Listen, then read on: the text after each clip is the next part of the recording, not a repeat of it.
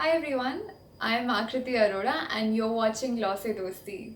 Welcome back to my channel and today we'll discuss weekly GK, right?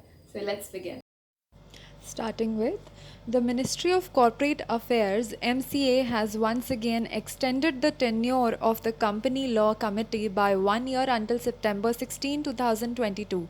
Corporate Affairs Secretary Rajesh Verma is the present chairperson of the committee.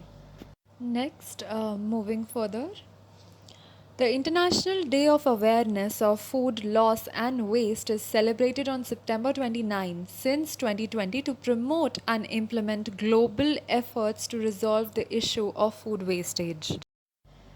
Next, the CAG of India, GC Murmu, has been selected as the external auditor of the International Atomic Energy Agency for a period of 6 years. His tenure will be valid from 2022 to 2027.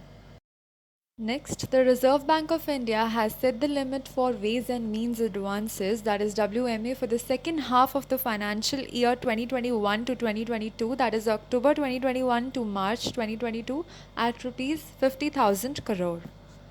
Next, RBI imposes 2 crore penalty on RBL Bank for breaching deposit broad composition norms. The Reserve Bank of India on 27th September imposed a penalty of rupees 2 crore on RBL Bank for breaching deposit broad composition norms.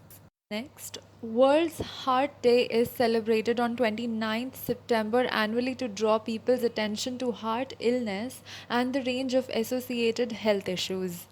Next, Rohit Sharma became the first batter in the Indian Premier League history to score 1,000 runs against a single team during Mumbai Indians contest against Kolkata Knight Riders at Stadium of Abu Dhabi.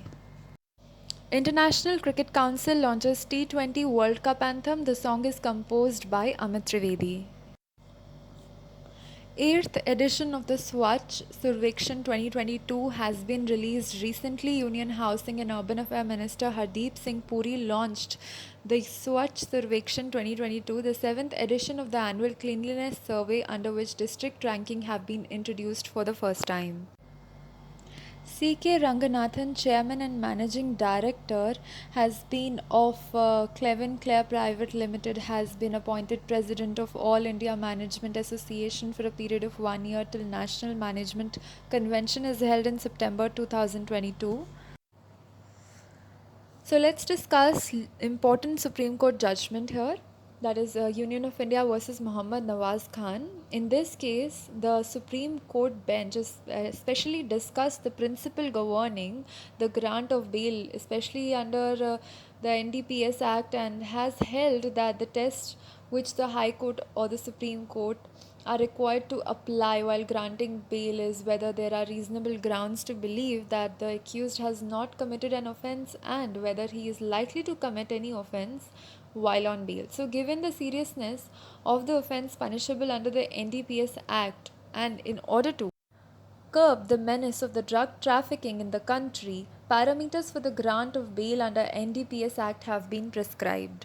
Under Section 37(1)(2), the limitation on the grant of bail for offences punishable under Section 1924-27A and also for offences involving the commercial quantity are: the prosecutor must be given an opportunity to oppose the application for bail, and there must exist reasonable ground to believe that the person is not guilty of such an offence and he is not likely to commit any offence while on bail. Thank you for watching my video, guys. I'll keep on posting weekly GK on regular basis. You can subscribe to my channel. It will be really helpful, I hope. And good luck for your preparation.